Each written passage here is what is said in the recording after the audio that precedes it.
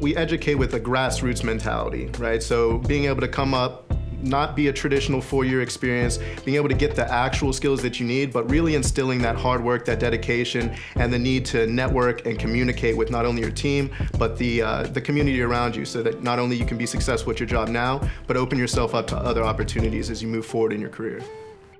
Taking our audio basics classes can be really helpful if you're looking to get into studio recording, live sound, podcasting, live streaming, broadcasting, or any of the above. We start with the tech foundations to the science behind sound, the basics of using microphones and mixers, and really understanding why you're doing what you're doing. There are a lot of factors to being successful in the audio industry, and Tech 25 tries to touch on all of those in our programming. My biggest takeaway was how to professionally navigate an industry that I'm still very new to, as well as having a foundational understanding on a lot of the equipment.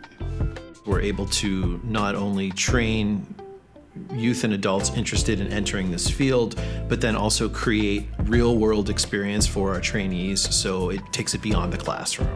Skills that I've learned at Tech 25 make me want to become a better sound person, but also expand my horizons so that way I can be a jack of all trades whenever I am needed in any environment that I am called for.